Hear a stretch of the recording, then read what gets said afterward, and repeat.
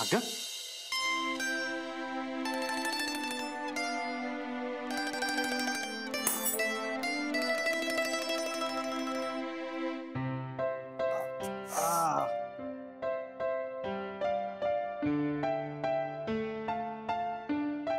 बघून नाही चालतायत का? हो मी तर बघूनच चालत होते. आजकाल तुमचंच लक्ष नाहीये. हसायला काय झालं आता? काही नाही. आपल्या लग्नात ती एक गोष्ट आठवली. आपल्या लग्नात ते सुलग्न होतं ना, तेव्हा दादानी आपली डोकी एकमेकांच्या वरती जोरात आपटली होती. त्याचीच आठवण झाली. हो आठवतंय. तेव्हा नव्हतं दुखलं तुम्हाला, आता बरं दुखलं. खरं तर आतापर्यंत सवय व्हायला पाहिजे होती. ती डोकेदुखी घेऊनच फिरता ना तुम्ही. वा झालं बोलून.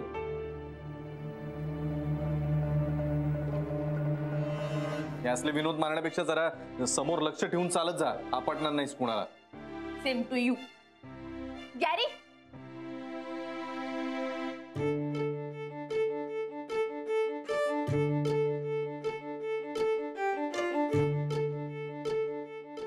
काय चाललंय तुझं? काय बोलतोस हिच्याशी तू? काही नाही बच्चा. ते थांबा मी सांगते. ए बच्ची, काय झालं माहितीये का? आता की नाही आमच्या दोघांचं डोक्याला डोकं आपटलं आणि आमचं पुन्हा एकदा सुलग्न झालं. तू लग्न केलंस हिच्याशी परत? बच्चा परत लग्न काही संबंध. ती काय बोलते? ती काहीतरी. तू आज चल ना, मी तुला समजवतो. काय चला जाऊन काय वेगळं सांगणारेस तुम्हाला? चल ना. काय फालतूगिरी. पण तू सांग ना नीट मला काय झालंय ते. माझ्यासाठी हे सुलग्नच होतं. आता तरी तुमचं डोकं ठिकाणावर येऊ दे म्हणजे झालं.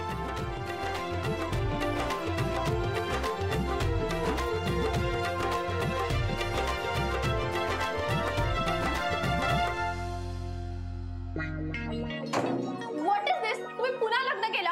अरे यार इकडे दिवस होत नाहीये एकदा. जर तुम्ही लग्न काय करता दोन दोन तीनदा? अगं नाही, तू दुर्लक्ष कर ना. ती काहीतरी बोलते तू विश्वास. तुम्ही काय म्हणत होती? तिचं काय तू मनावर घेते? सोड ना.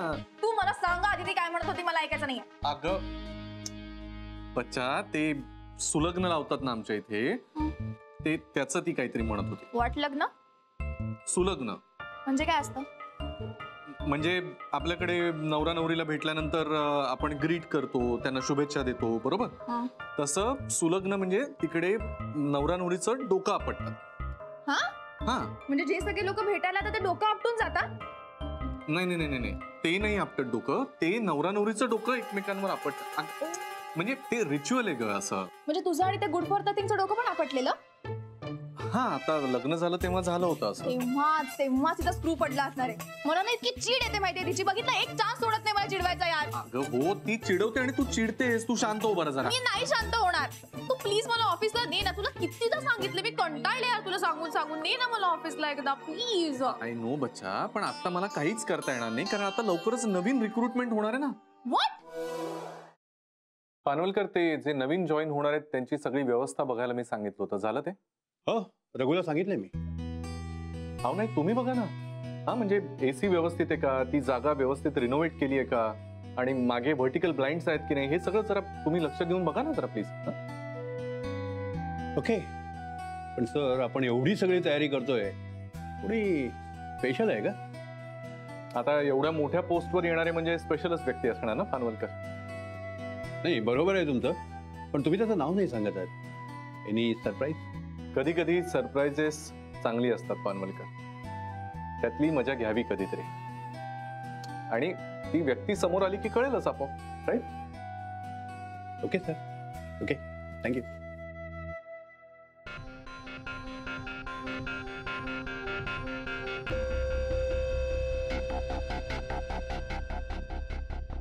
आणि मी तर त्या व्यक्तीची मनापासून वाट बघतोय.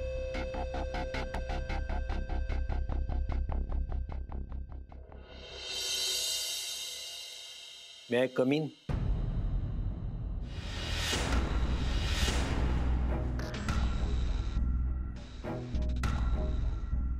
अरे शिरीष, ये ये ये ये. Actually I was expecting you. But I am not. म्हणजे नाही, तू बाकी सगळं सोडून अचानक माझ्या मदतीला धावून येशील, माझ्या पाठीशी उभा वगैरे राहशील, असं मीही एक्सपेक्ट नव्हतं केलं. आता तू काय एक्सपेक्ट करतोस आणि काय नाही करत मला कसं कळणार ना? अरे माझा तर स्वभाव आहे इतरांना मदत करण्याचा. मग आता माझ्याच स्वभावाचं गुणगान मीच कसं गायचं ना? नाही, मी करतो ना तुझ्या स्वभावाचं गुणगान. मुळात कसं आहे ना, तू तुझा फायदा असल्याशिवाय दुसऱ्याच्या मदतीला धावून जाणार नाहीस. नाहीतर ज्या माझ्या बहिणीनं तुझ्या करिअरसाठी, तुझ्या आनंदासाठी स्वतःचं आयुष्य वेचलं, तिला असं घराबाहेर काढलं नसतंस. ए ए ए ए शिरीष प्लीज. काय रे, तुला आणि तुझ्या बहिणीला सवयच आहे का सगळ्या जुन्या पाण्या गोष्टी उगाळून काढायची? हा, अरे तिच्याकडे आणि माझ्याकडे एकदा बघ तरी. आम्ही मॅच तरी होतो का? आणि आता झाली ना 8-10 वर्ष. हा, आयुष्य बदललंय आता. नाही, पण नात्यांचं काय? ती बदलत नाहीत ना. परत तेच. ते सोड बरं जुनं. तू ज्याच्यासाठी आलास ते बोल. नाही, मला जे बोलायचं ते याच्याशीच निगडीत आहे. तू माझी मदत काऊन केलीस? मदत म्हणजे? म्हणजे मला माहिती आहे, तू ही जी सगळी मेहरबानी करून राहिलास ना, त्यामागे नक्कीच काहीतरी कारण आहे. अच्छा ते पैशांचं बोलतोयस तू?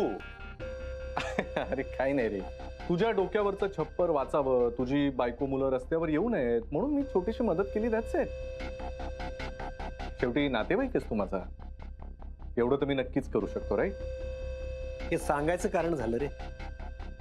मला माहितीये ना, तुझ्या ओठात एक असतं आणि पोटात वेगळंच असतं. नाही, सांग सांग सांग, खरं कारण काय ते सांगूनच टाक. अरे बापरे. बरं बाबा, आता तू एवढं खोदून विचारतोयस तर सांगतो तुला. काय नाही रे, इट्स सिम्पल बिझनेस. म्हणजे तुझा परिवार वाचावा यासाठी मी माझ्या बाजूने काहीतरी करायचा प्रयत्न करतोय. That's it. तू ज्यांच्याकडून कर्ज घेतलंयस त्यांच्याकडून तुला ते कर्ज फेडण्यासाठी मुदत हवी. आता ते कर्ज मी फेडतोय आणि ती मुदत मी तुला देतोय. म्हणजे शिरीष, तुझं कर्ज मी फेडतोय आणि त्या बदल्यात ते पैसे भरण्यासाठीची 1 महिन्याची मुदत मी तुला देतोय. या 1 महिन्यात तू माझे पैसे परत केलेस तर ठीक, नाहीतर काय? नाहीतर तुझ्या बहिणीला माझ्या आयुष्यातून कायमचं जावं लागेल.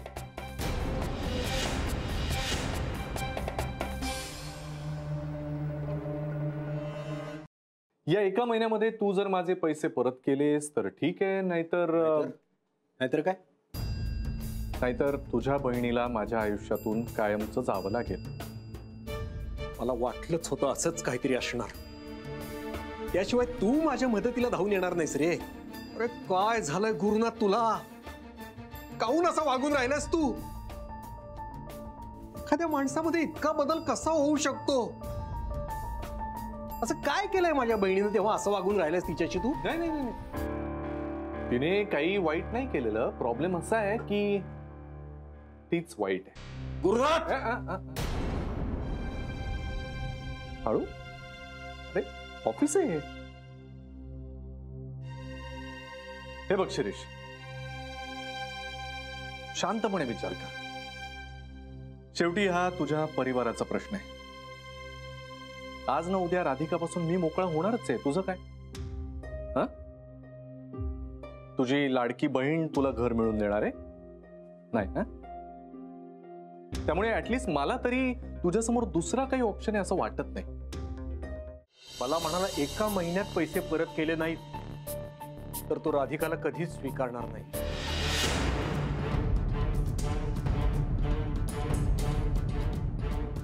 मी तिला लवकरच एक टॅग देणार, नवऱ्याने टाकलेली बिचारी बाई.